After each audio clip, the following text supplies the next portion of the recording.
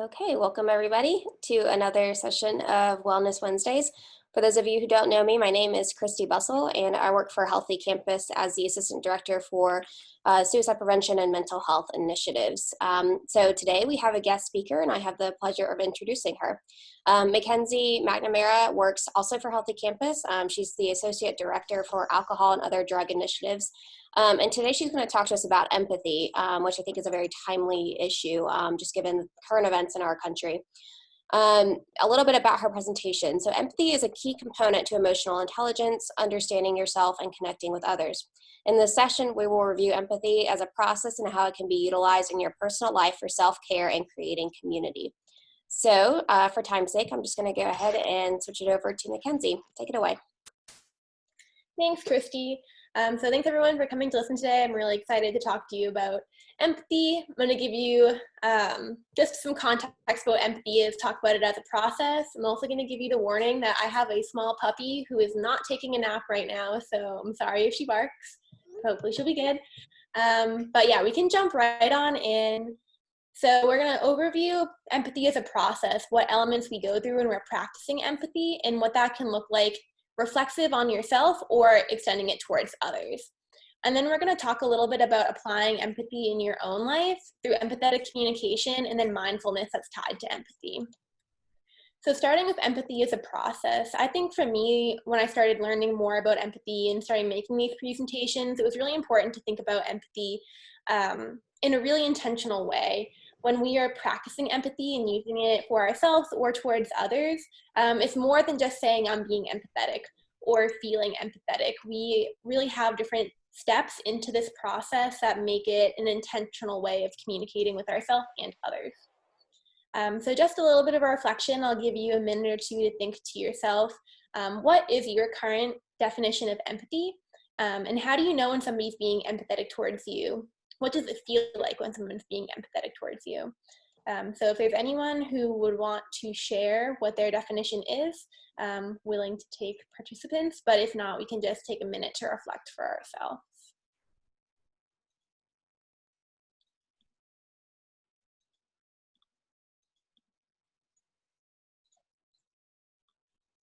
Okay. So we're going to jump right into empathy as a process. So for me, I really start with this recognizing the people around you. You need to be able to notice that there are people sharing a space with you, to be able to even understand what people are going through. And then that moves into understanding their feelings. So there's a lot that goes into this. It can be noticing their body language and what that might reflect for their feelings and other things like that. Seeing their world. So each person has a unique point of view and how they're understanding the world around them. And to be able to extend empathy towards someone, we need to be able to understand how they are experiencing the world around them. And then appreciating them as a human being. This is a really important step because it's us offering this patience and understanding that we are all human and that what we are doing and how we're acting in the world is really framed by our human existence. And then moving into supporting them how they feel fit. So we're going to go into each of these steps in a little bit more depth, but this is just the general process that we start with. So starting with recognize the people around you. First, you need to notice that there are people sharing a space. I always like to think of the analogy of if you're on main campus and you're walking on Library Bridge, how often are you looking at your feet as opposed to looking up and seeing the people around you? I know I'm super guilty of this when I'm walking around campus. I could literally walk all the way from Fike, where our office is, to Hendricks and not see anybody's face because I'm always looking at my feet. So this is something for me that I have to be ultra aware of, in noticing that there are people sharing space with me, as silly as that sounds, or even when I'm going into a meeting, making eye contact with people, noticing there are people in that space.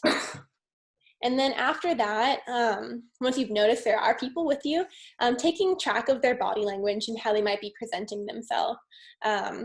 Usually if I'm giving this presentation in person, I'm standing up and I always have my arms crossed, which for me is usually a sign that I'm nervous or I'm trying to shield myself from something. So I think a good way to start understanding people's body language is reflecting on your own body language. What do you do, or how do you hold yourself in certain situations, and what does that mean for you? So that's just one way of kind of understanding it for yourself so then you can understand other people as well. So then after we've taken note of people around us, noticed their body language, or even if you're conversing with someone, it could be noticing their tone of voice, the words they're using, all of those would go into recognizing them as well. You're going to infer what they might be feeling.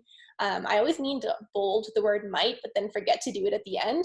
But I think it's really important that this is like a guess. Like, we're not saying this is definitely how somebody's feeling. Like, I've noted their body language and this is how they're feeling, because you can't put that onto somebody else.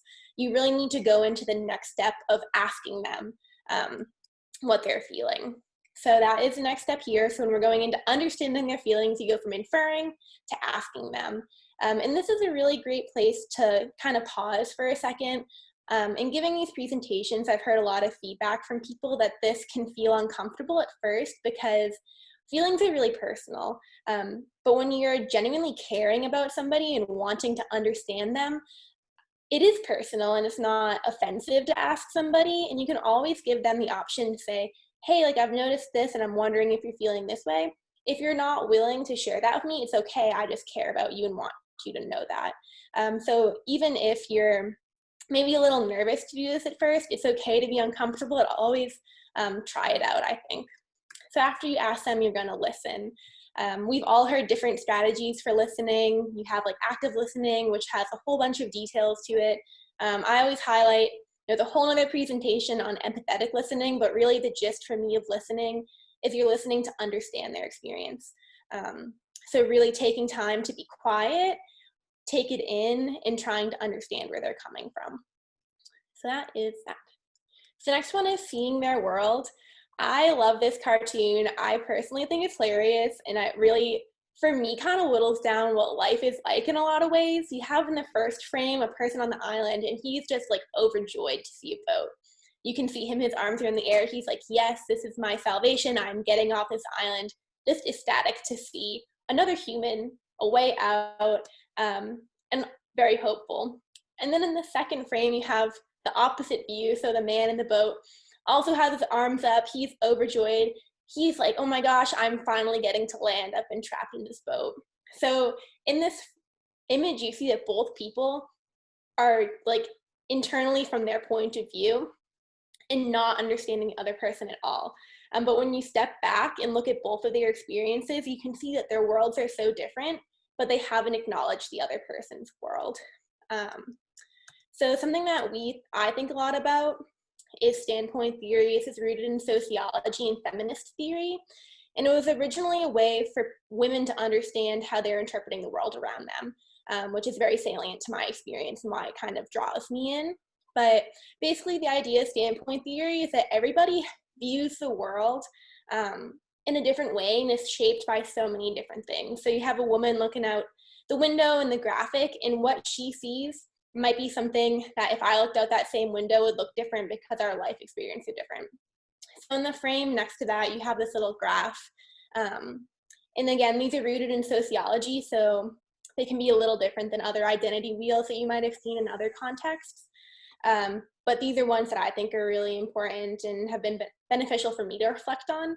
So the first one is our life experiences. So what have you gone through in your life that's shaping how you're viewing a situation? And then identities you hold. We hold so many different identities.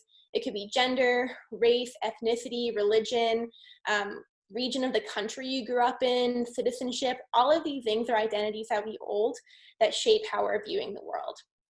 And then systems we're bound by. So when we're thinking about this, it's just like systematic things that are structured. It could be through government, it could be through school systems. There are really a whole bunch of different systems that hold us into certain channels that we don't often acknowledge, but when you take time to reflect, you can see how those systems have shaped your view of the world. And that kind of ties into the same idea for groups we hold membership in. I give the example of this one for myself of athletics. I grew up being a competitive athlete. I always did club sports. I played college athletics. That's a group I hold membership in, and my viewpoint of the world is incredibly shaped by that context. Christy will let you know I'm the most competitive person in the entire world because I grew up that way, and my whole world is shaped through that competitive nature, which I'm working on it. So those are things that for me would shape, and my group membership shapes that. The interactions we have with others. I think this one's really interesting. You have some people who are like extremists in this one of every interaction you have at every moment of the day shapes your worldview. So right now, this experience giving this presentation is shaping how I'm going to view the world. You listening to me is going to shape how you view the world. Me walking down the street and waving at my neighbor is going to shape how I view the world. So that's one extreme end. And then the other kind of more generalist idea is that interactions you have in a classroom, interactions you have like in-depth conversations, those all shape your world. So you kind of have a continuum of how much people believe in the interactions ones. And then concepts we're exposed to. I think this one's really interesting and something that I usually offer to students is when you think of your college experience. I went to a very small liberal arts school. The concepts I was exposed to, even in my major, just in the context of being up north, I was in school in Vermont, would be very different than concepts that students might be exposed to here at Clemson University. Or even if you're thinking about different campuses, concepts that you're exposed to really are shaped differently based on where you are, and everyone's going to be shaped by those experiences. So I offer these just as a new way to kind of think about your standpoint and to reflect not only on yourself, thinking that the people around us are shaped by all of these things. So not only is it difficult to be able to understand somebody's point of view, but it's also going to take time. Like you can't just walk up to somebody and be like, I understand how you see the world. Because realistically, no one's going to be able to perfectly understand someone's worldview, because unless you've literally walked next to this person for their entire life to see every interaction they've had, every group they've held membership in, all of those things, you're not going to be able to genuinely understand these. I think that if you take time, really reflect with people, you can get there. But ultimately, this does take some time to fully understand people. But it is a way to kind of extend some grace to understanding that you won't understand someone completely, so you can't place judgment on them in different ways. So all of that to say is there are a lot of things that shape our worldview. And then after that, jumping back into the empathy process, once we've seen their world, tried to understand them, we're moving into appreciating them as human. These are things that I, for myself, have kind of digested as human nature or things that are unique to us as humans. But really for you, it could be something different, but these are ones that are really salient to me. I've taken some time to reflect on that I appreciate. So the first one is that everyone's doing the best they can with the resources they have available to them. Next one is that people have free will and freedom of thought. Everyone's journey to maturity happens at a different pace. There are differences between state and character. This one for me, I've taken a lot of time to think about, especially during COVID or during demonstrations that we're seeing across the nation, and that how people are acting in a certain instance and state is genuinely influenced by how they are in that exact moment. And something they do in that moment might not reflect who they are as a whole human being. So for example, from COVID, working at home, I've been incredibly stressed. I've tried not to be snippy with my loved ones, but I definitely have because of that stress. And that's reflective of my state, not my character. So that's just an example for that. And then people strive to be accepted by others. So all of these are different ways that I can appreciate people as human, to try to understand them better and extend grace and understanding and empathy towards them of their actions or their thoughts are all rooted in human nature. So I'd encourage you to think if any of these really kind of stand out to you as things that you can understand and also are salient to you, but maybe there are other things that you can think of that will help you understand people. And then the last one is support. People love to hate this slide. This is all that's on it. And I think for me, it's really important to understand that support looks different in every situation. So I can't come here and say, this is the best way to support someone, or this is the best way to do this. Because one, every opportunity you have to support one, your best effort is perfect. As long as you're trying to be helpful and understanding people and asking them how you can be supportive, then that's the perfect way to support somebody. So just know it's always going to look different. There is no like standard, like this is the best way. As long as you're trying, that's kind of the route for that. So now that we've kind of gone through that process, I'm going to take a couple minutes to think about how you can apply empathy to your own life. So the first one here is empathetic communication, starting with empathetic listening. And this one I've talked a little bit about earlier, but it's listening to understand. What are they saying to me? What does that mean? Fully engaging in the other person. So you're really rooted in understanding them. What are they saying? And engaged, putting your phone away, all of those things. And then nonverbal listening, communication. This is something that we've talked a lot about in different settings throughout our life. So it's direct eye contact, nodding your head if you agree. All of those things are nonverbal listening and communication skills. The next one is person-centered. And I really like this, is that each person is the expert on their own life. So their opinions, their feelings, all of those are really valid to them no matter what. And you have to respect and understand that and try to help them express what their feelings are so that you can understand. And then the next one is individual-led goals. So this is kind of the idea that each individual has something they're striving towards, and it's really important for you through communication to try to understand what they are striving for and then to support them towards their goals. And then understanding and encouraging personal growth centered in that person. The next one is empathetic laddering. I really like this one. And basically it's just using intentional questions to understand someone to lend towards empathy. So when you think about the why questions, the how questions, really trying to understand underlying motivations and intentions in something. And then this laddering effect is just digging a little deeper each time or climbing up the next level each time to understanding. And then our last one is continuous positive regard. And this is accepting students or people where they are and extending positivity and respect to them in all of that time. So these are just 4 basic tenets towards empathetic communications and things that you can use in your own life towards being an empathetic communicator. And then this is self-empathy. So I wanted just to bring this forward again, thinking about the process, but being reflexive on yourself. So recognizing yourself and your own identities and how you might be presenting yourself in a certain situation. Understanding your own feelings, seeing how your own worldview is impacting situations that you're in, appreciating yourself as a human being, extending that same grace to yourself that you might to others, and then supporting yourself and seeking help when it's needed. And then here, I've taken these tenets for self-empathy and empathy and reflected them through mindfulness. I really like the idea of mindfulness because there are so many different mindfulness practices that you really can find ones that work for you.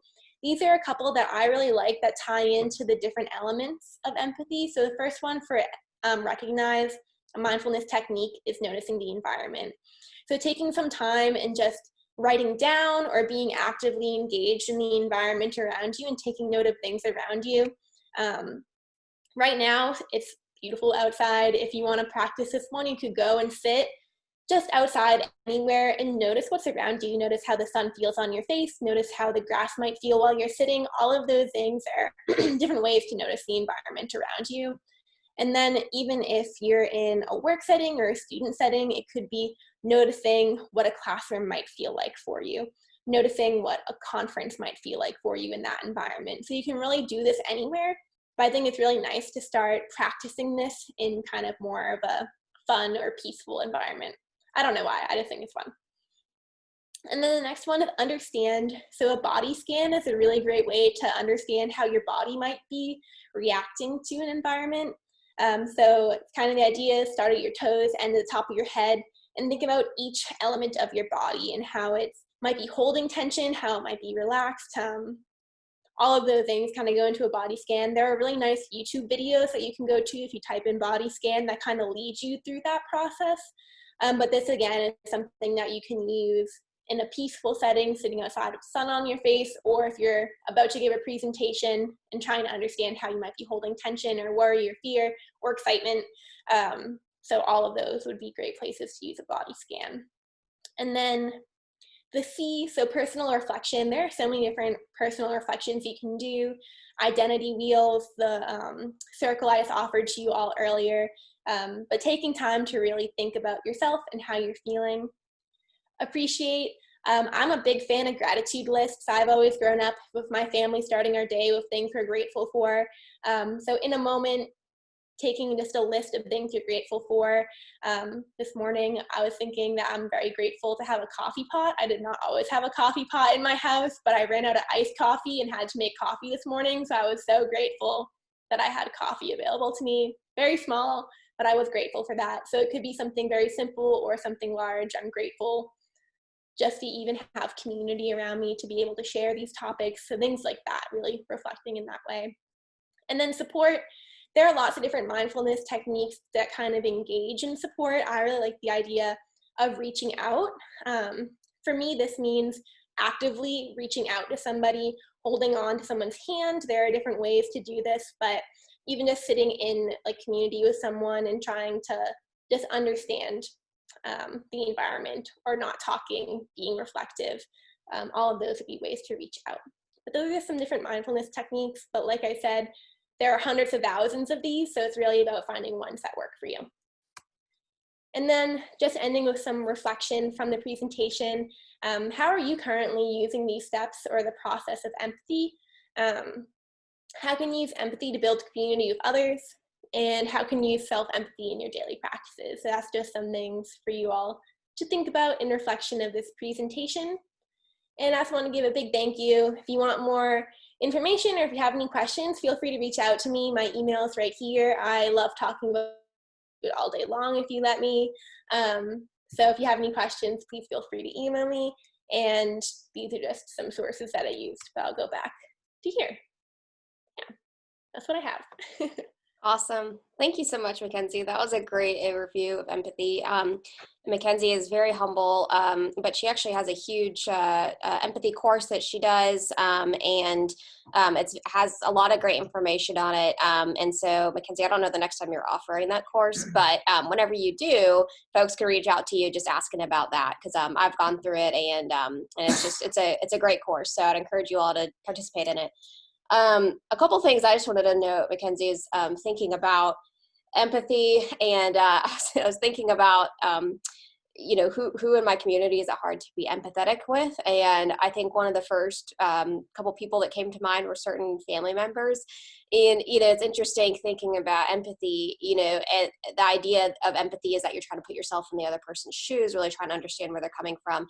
And with family, it's like, I think the temptation, at least for me, is to say like, oh, I've known you so long. Like, I know exactly what you're feeling. I know all the things that you're probably thinking about this circumstance. And the fact of the matter is I don't. And so it just takes almost an extra dose of humility to understand that I need actually sometimes even more empathy with my family members than I do with other people in my community. So that was just a thought that I had. And I liked the part that you talked about with intentional questions, with empathy and communication, and being really, mindful of even of your tone too, and just like, how could you think that, or something like that. You don't want to come at it that way, but just more curious, more open-minded type questions. So I thought that was really good.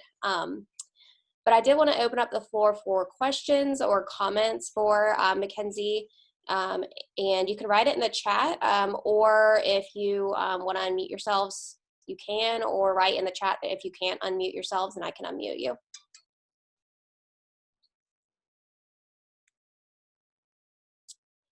Well, McKenzie, while people are thinking of questions, one thing I thought about was the idea of empathy online. So much of our time that we spend communicating people, especially right now with COVID, but in general, is online and through social media. So I just didn't know if you had any thoughts on how to communicate empathetically through like a social media platform, for example, or even through email. I think email can be hard too, because you can't hear tone and things like that. So I don't know if you had any thoughts around how to communicate empathetically online.